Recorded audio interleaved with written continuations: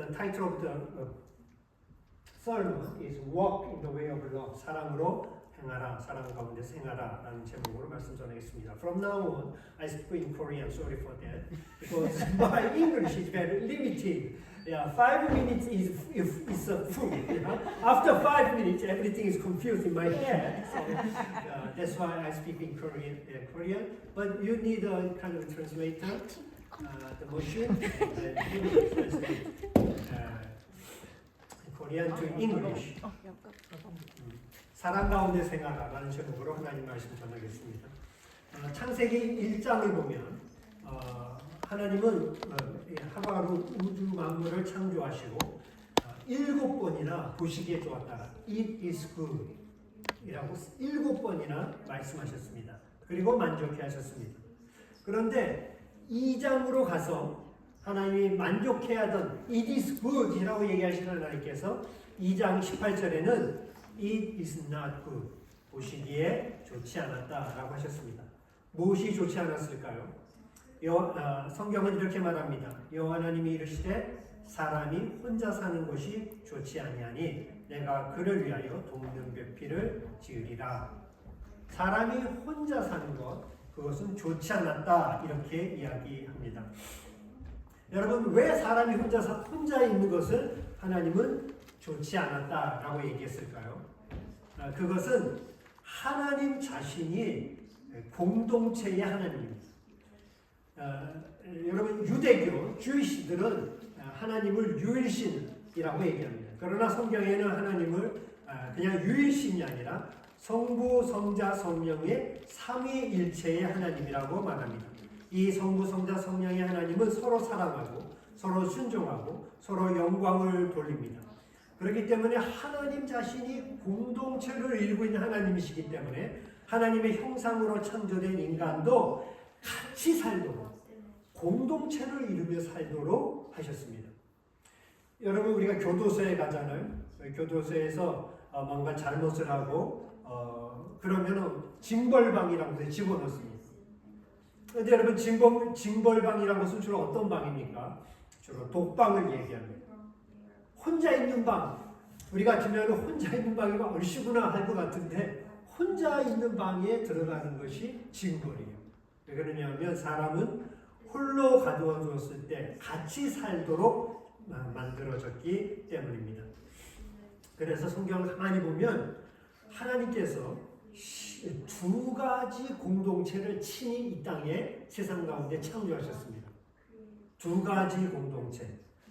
하나는 여자를 이제 아담에게 주셔서 최초의 공동체인 부부를 만드셨어요. 그리고 그 부부를 통해 가정을 만드셨습니다. 여러분, 그래서 이 가정이라고 하는 것은 하나님의 창조물입니다. 그냥 우리 사람이 우연히 그냥 남자가 여자가 눈 맞아서 한 게 아니라 하나님이 세상을 디자인하실 때 남자와 여자를 만들고 그 부부를 만드셔서 가정이 시작되는 이 가족 공동체를 주셨습니다. 그리고 신약에서는 또 하나의 하나님께서 만든 공동체가 있는데 그것은 예수님의 부활 승천 이후에 새로 시작된 성령의 오심으로 시작된 교회라는 공동체입니다. 교회. 구약의 가정 혹은 부부 그리고 신약의 교회, 이 가정과 교회는 하나님이 친히 디자인하셨습니다. 친히 만드셨습니다. 그래서 이 2가지는 굉장한 공통점이 있어요. 예를 들면 어떤 공통점이 있습니까? 이 두 공동체는 확대된 이 교회는 이 가정의 확대된 가족입니다. 오늘 우리 권사님께서 기도하실 때도 우리 월레이션스 교회에서 월레이션스 가족이라고 말씀합니다. 맞습니다. 이 가정이 확대된 가정이 교회예요. 그래서 성경에는 이 가정을 부부를 얘기할 때 둘이 한 몸이라는 표현을 썼고 교회도 그리스도를 머리로 삼은 몸이다라고 했습니다. 둘 다 몸이라는 표현으로 이렇게 표현했습니다. 깊은 뜻이 있는데 나중에 얘기하겠습니다. 어쨌든 이 2가지 그리고 뿐만 아니라 예수님께서 성경을 보면 이 부부 관계, 이 가족을 부부 관계를 특별히 교회와 예수님의 관계로 그렇게 이야기했습니다. 그만큼 이 처음에 주님께서 만드신 이 두 공동체가 굉장히 긴밀한 관련이 있고 그리고 공통점이 있다는 것입니다.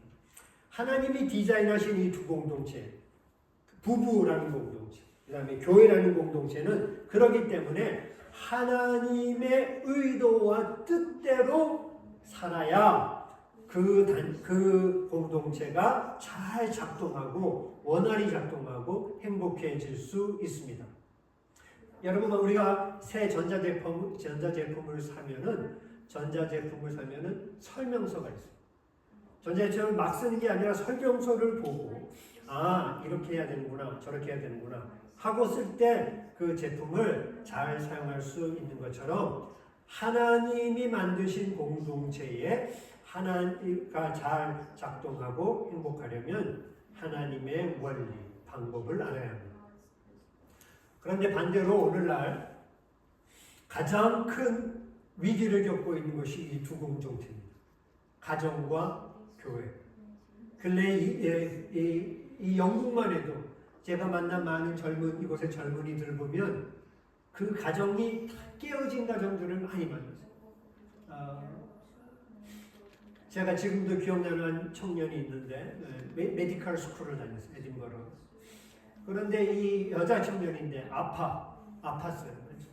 저희 한국교실에서 만난 친구는 아파서 연락을 했어요. 왜 한국교실에 안 나왔냐니 아프다는 거예요. 그래서 이제 저랑 아내가 죽을 써가지고 집에 갔어요. 그랬더니 죽을 받아가고 막 우는 거예요. 그래서 왜 우냐고 했더니 자기를 아무도 돌보지 않는데, 자기 부모님도 자기를 돌보지 않는데.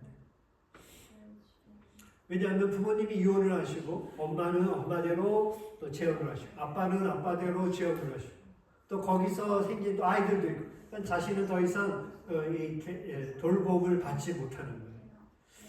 너무나 깨어진 커플들이, 이혼한 커플들이 점점 증가하는 것은 물론이고 한 통계에 보니까 영국의 젊은 여성들의 31%가 결혼이 필요하지 않다. 결혼 안 하겠다.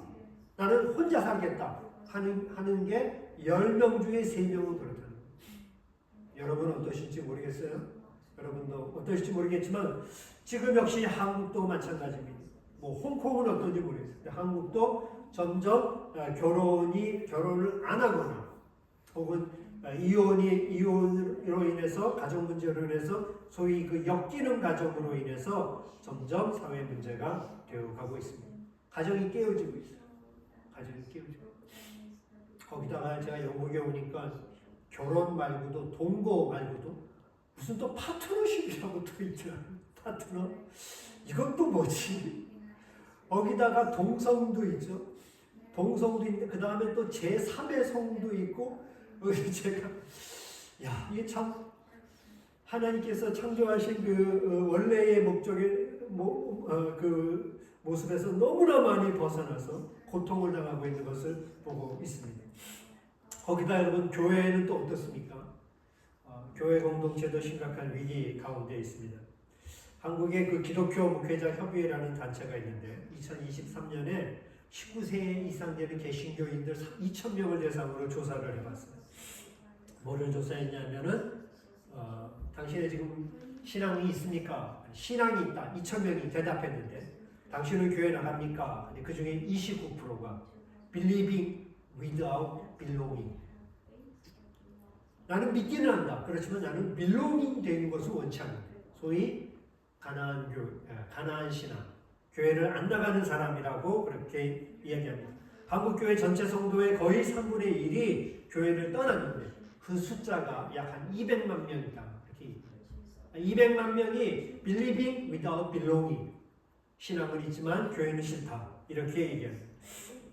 그리고 그 이유가 뭐냐 하면 자유롭게 신앙생활을 하고 싶다. 혹은 교회에 대한 혹은 목회자에 대한 불신과 불만, 그리고 교회 안의 성도들 간의 갖는 소통과 또 갈등이라고 대답했다고 합니다. 저는 이런 상황을 보면서 하나님이 창조하신 두 공동체가 사실은 이 모든 세상의 이 사회의 가장 기초인데 그런 것들이 다 흔들리고 있는 것입니다. 교회가 흔들리고 가정이 흔들립니다. 어떻게 이것을 회복시킬 수 있을까요? 하나님의 의도하신 가정, 특히 부부관계, 교회 안의 성도 관계의 기초가 되는 원리가 무엇일까요? 오늘 짧은 구절이지만 그 속에서 우리가 답을 찾을 수 있습니다. 그리스도께서 너희를 사랑한 것 같이 and live a life of love, just as Christ loved us. 예수님이 우리를 사랑하는 것 같이 walk in the way of the love, 사랑의 길을 걸으라. 서로 사랑하라. 사랑하라. 사랑 가운데서 행하라. 오늘 본 한국 성경으로 사랑 가운데서 행하라. 이것이 부부 혹은 이것이 성도의 관계의 가장 기본입니다. 사랑 가운데서 행하라. 그런데 문제는 뭐냐면 사랑이라는 이 단어가 영어로 하면 클리셰.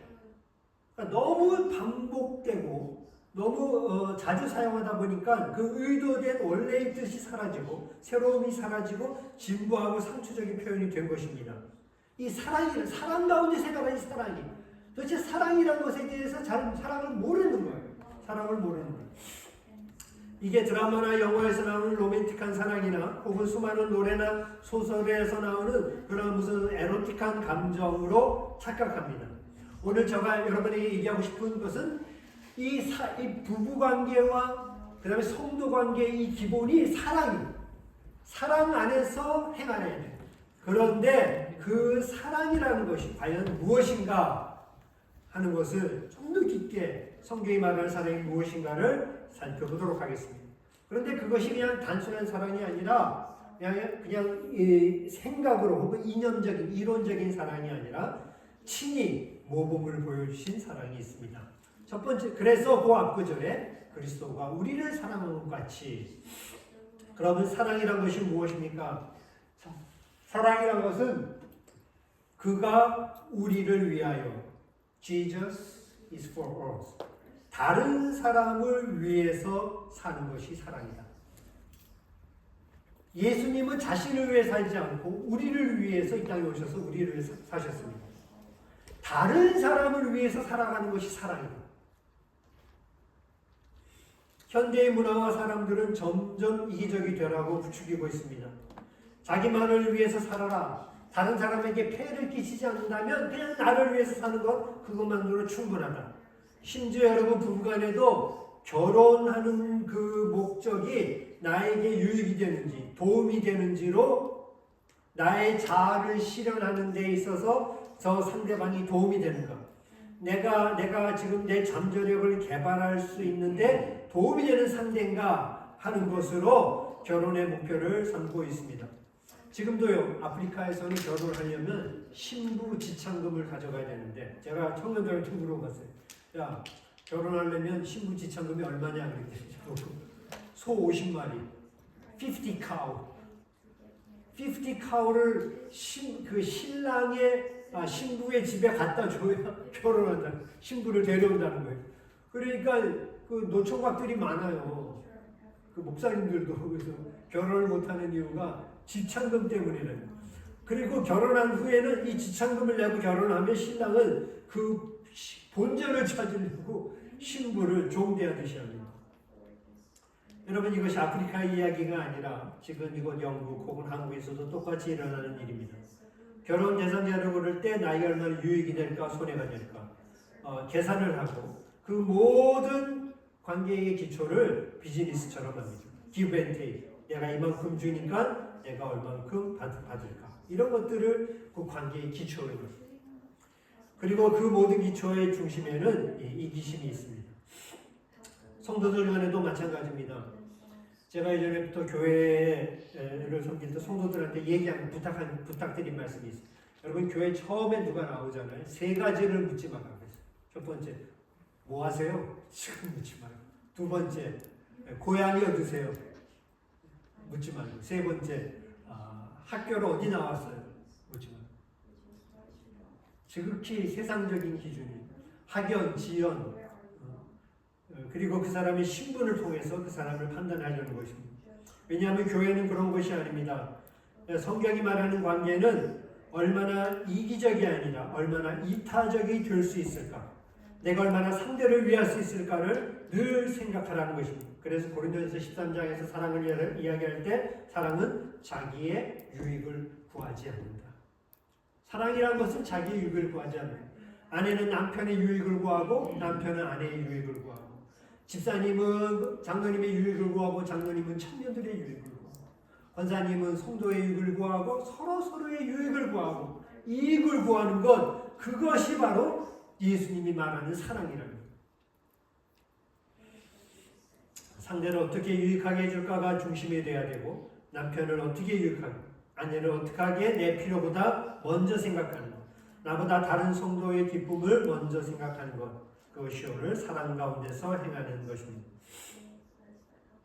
두 번째, 사랑에서 얘기할 때 예수님께서는 그가 자신을 버리사라고 성경 구절에 나와 있습니다. 예수님은 스스로를 버리셨다라는 것입니다. 우리를 위해서 자기 자신을 버리신 거죠. 여기서 자기를 버렸다는 말은 뭐냐면 자기 부인을 얘기합니다. 자기를 부인하는 것. 자기의 자존심, 자기의 감정, 자기의 경험, 욕심, 의도를 내려놓고 상대를 받아들이는 것을 이야기합니다. 인간 관계에서 가장 큰 장애가 특히 부부간이나 성도간에서 장애는 뭐냐면 자기가 살아있는 거예요. 자기 중심이라고 얘기하시죠. 자기가 살아있으면 상대방의 이기적인 모습이 보이면 예민하게 반응하고 불쾌해하고 억울해하고 낙담하고 그렇게 합니다. 그런데 놀라운 건 뭐냐면 자기가 그렇다는 걸 보지 못해요. 이런 관계에는 늘 발전이 없고 자기 연민이나 혹은 분노 혹은 자신이 재판관이 되어서 판단하고 정죄하고 반대로 무관심하거나 외면합니다. 내 기준, 내 감정에 못 미치는 대상에 대해서 엄격하거나 용납하지 못하고 내 감정을 상하게 하는 사람을 받아주기가 어렵습니다. 왜냐하면 내가 살아있기 때문에 그렇습니다. 오늘 예수님께서는 자신을 버리사라고 해요. 자신을 버리사. 자기가 죽었다는 거죠. 성경에서 예수님은 자기를 버리사 아름다운 향기로운 제물과 희생 제물이 되었다. 여러분, 우리가 예수님 자신이 제물이 되었다는 것은 제물은 다 죽습니다. 살아있는 제물이 없죠. 모든 제물은 다 죽어야 돼요. 죽지 않고는 제물이 될 수가 없습니다. 우리 안에 있는 옛사람의 그런 모습들, 이기심이나 욕심이나 경쟁심이나 질투나 조종하려는 마음이나 냉랭한 마음, 열등감, 교만 같은 것들이 다 죽어야 됩니다. 다 죽어야 돼요. 그럴 때 우리가 그렇게 죽을 때 우리가 자신을 버릴 수 있고 그럴 때 우리가 이 사랑을 할 수 있는 것입니다. 저한테 어떤 분이 이렇게 물었어요. 목사님, 그런데 사람을 대할 때, 성도들을 대할 때 자기만 챙기는 이기적인 사람을 어떻게 내가 사랑할 수 있습니까? 얄밉게 행동하는 사람, 말도 안 되는 것으로 고집을 피우는 사람, 혹은 너무 계산적인 사람, 이런 사람들을 어떻게 대할 수 있습니까? 어떻게 이런 사람들을 정말 자기를 부인하고 그들을 용납하고 용서할 수 있을까요? 빌립보서 2장에 보면 성경은 이렇게 얘기합니다. 너희 안에 이 마음을 품으라. 그리스도의 예수의 마음이니. 예수의 마음을 품으라는 거예요. 예수의 마음. 근데 그 예수의 마음이 뭐냐면 그 다음 구절이 이렇게 나와 있어요. 그는 근본 하나님의 본체시나 하나님과 동등됨을 취할 것으로 여기지 아니하시고 오히려 자기를 비워 종의 형체를 가지사 사람들과 같이 되셨고 사람의 모양으로 나타나서 자기를 낮추시고 죽기까지 복종하셨으니 곧 십자가에 죽으십니다.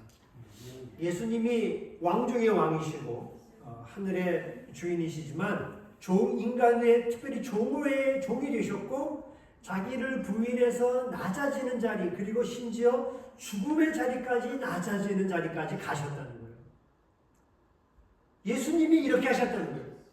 그러면 우리가 그 예수님의 마음을 품으라는 것이 예수님이 하셨던 것을 품으라, 그처럼 하라는 얘기가 아니라 그 다음 구절이 기가 막힌 거예요. 그 다음에 뭐라고 얘기하냐면은 9절부터 이름으로 하나님이 그를 지극히 높여 모든 이름 위에 뛰어난 이름을 주사 하늘에 있는 자들과 땅에 있는 자들과 땅 아래에 있는 자들이 모든 무릎을 꿇고 예수의 이름 앞에 경배했다. 무슨 말입니까? 완전히 예수님이 낮아지고 자기를 죽이고 부인해서 우리같이 배반하고 배신하고 죄를 짓는 정말 그런 가치도 대상도 자격도 없는 우리를 그렇게 섬기실 수 있었던 것은 왜 그러냐면 그 이후에 높아지셨다는 거예요.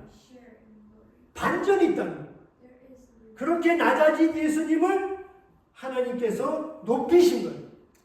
여러분 우리가 이 반전을 믿어야 돼요. 자기를 부인할 수 있는 그 동기 중에 하나는 이 반전이래요. 내가 내 자존심이 죽고 내 감정이 죽고 내 계획이 죽고 내 욕심이 죽고 내 질투가 죽고 이런 것들을 그러면서 상대를 섬길 수 있는 그 동기는 내가 낮아질 때 하나님이 높여주시는 것을 믿는 믿음이 있기 때문에 그렇습니다. 마태복음 23장 12절에서 그래서 예수님은 이렇게 말했습니다. 누구든지 자기를 높이는 자는 낮아지고 자기를 낮추는 자는 높아지리라. 할렐루야. 자기를 낮추는 자는 높아지리라. 놀라운 얘기예요. 여러분 우리가 왜 교회에서 가정에서 계속 갈등과 분쟁이 있습니까? 계속 자기를 높이기 때문에 자기를 부인하지 못하기 때문에 그런 거예요. 야고보서 4장 10절 말씀 주 앞에서 낮추라. 그리하면 주께서 너희를 높이시리라. 사랑하는 성도 여러분 이 반전의 역사가 있습니다. 이것을 이 마음을 다 품을 때 우리가 자기를 낮추는 그리고 자기를 부인하는 자리에 갈 수 있습니다. 우리 사랑하는 모든 성도들이 그런 자리에 감으로 서로를 섬길 수 있기를 바랍니다. 아멘. 마지막으로 예수님이 우리에게 보여주신 사랑은 뭐냐면 향기로운 제물과 희생 제물이 되라. 희생 제물이 되라. 여러분 요즘 젊은 세대는 결혼식을 잘 안 하고 증서를 중히 여기지 않습니다. 딴 사람 얘기할 것 없이 제 큰아들이 올해 1월 11일 날 영사관에 가서 결혼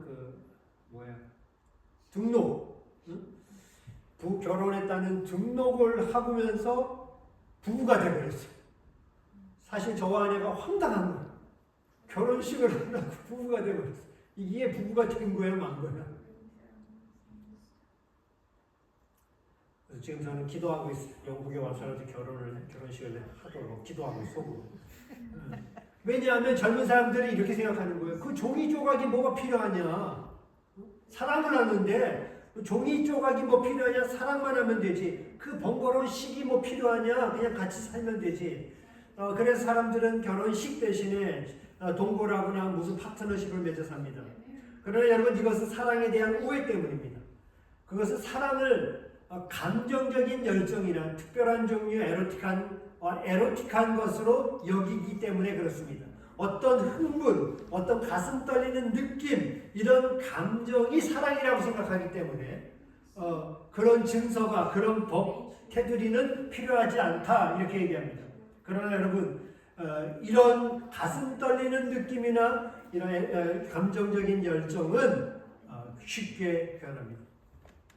어떻게 여러분 이 부부관계가 지속될 수 있을까요? 사랑과 함께 의무가 들어가야 돼요. 의무. 그래서 마지막 결혼 서약을 하나님과 사람 앞에서 뭐라고 합니까? 내 배우자가 아플 때나 건강할 때나 잘 나갈 때나 실패할 때나 늙을 때나 젊을 때나 끝까지 내가 저 사람을 책임지겠다. 서약하는 거예요. 성경에서 이 결혼은 언약입니다. 서약. 왜냐하면 이 감정을 하나님께서 무시하지는 않아. 에로틱한 감정이 있어야지 처음에 반하지. 서로 이렇게 교제를 하지. 그러나 그것이 지속되려면 반드시 이 언약이 있어야 돼요. 그리고 나중에는 감정은 사라져. 여러분 신혼 기간을 뭐라고 얘기합니까? 영어로 허니문. 거기에 허니 더하기 플러스 문이 뭐예요? 달이에요. 달은 차면 기울어지는 거예요. 짧으면 2달, 길어야 2년. 2년 지나면 눈에 콩깍지가 벗겨지면서 야, 이게 속았구나 라는 생각이 들기 시작합니다. 성도들도 마찬가지예요. 처음에 뭐 교회 시작하고 이럴 때는 다 무슨 뭐 천사처럼 돼야지. 점점 가까워지고 친밀해지면서 자기 안에 있는 것들이 다 드러나. 그게 딱 드러나는 게 딱 두 군데야. 그게 바로 집, 가정하고 교회야. 사회에서는 안 그래. 사회에서는 안 그렇죠. 직장이나 어느 무슨 학교나 이런 데서는 프리텐드 하면 돼. 안 그런 척 하면 돼. 그러나 가정에서는 다 드러나고 교회에서는 다 드러나고. 그러면 그거를 소위 갈등기라고 해요. 허니문은 지나는 거예요. 그럼 이때부터 진정한 훈련이 필요한 거예요. 공동체가 시작됩니다. 이 갈등을 어떻게 여깁니까?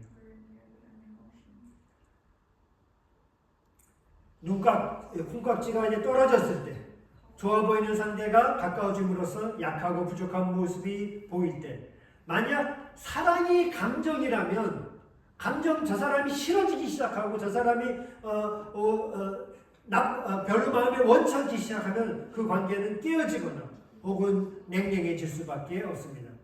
그러나 예수님이 우리를 사랑한다고 할 때 감정으로 말씀하셨습니까? 아니야. 성경은 얘기합니다. 희생 제물이 되었다. Jesus sacrificed himself. 사랑이 뭐냐? 딱 한마디로 얘기하면 희생이다. 내 이웃을 사랑하라. 무슨 말이냐? 내 이웃을 위해서 희생하라. 아내를 사랑하고 남편을 사랑하라. 무슨 말이냐? 남편을 위해 희생하고 아내를 위해서 희생해라. 서로 사랑하라. 무슨 말이냐? 서로 희생하라. 이게 성경이 말하는 사랑인 거예요.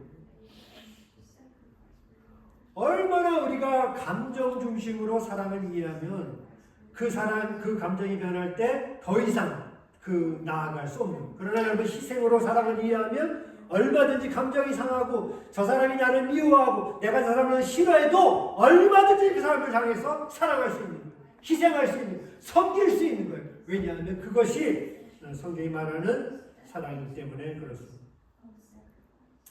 예수님은 우리를 위해서 우리가 좋아서 우리가 뭐 그럴만해서 자격이 있어서 우리를 사랑한 것이 아닙니다. 예수님은 그 희생으로 예수님의 사랑을 보여주셨습니다. 사랑하라는 성경의 말씀, 서로 사랑하라 할 때는 상대가 좋아하라든가 따뜻한 마음으로 애정을 품으라든가 라는 뜻이 아닙니다. 물론 좋아하는 감정은 사랑의 자연스러운 일면입니다. 그러나 그럼에도 불구하고 감정과 이 희생을 구분하지 않으면 우리는 사랑이 더 이상 진전될 수가 없습니다. 왜냐하면 감정은 일관성이 없고 변덕이 심하기 때문에 그렇습니다. C.S. 루이스라고 하는 영국의 유명한 기독교 작가가 있죠.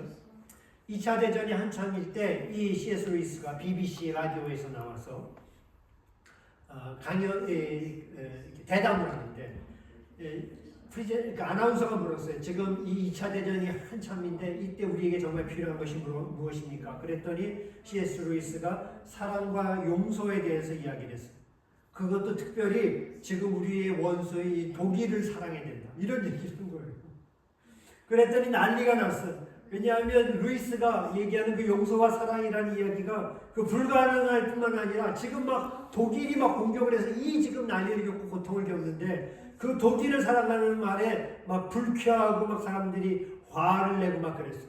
그때 그거 한 유명한 말이 있습니다. 인위적으로 애정의 감정을 만들어내려고 애쓰는 것이 사랑이라는 것은 착각입니다.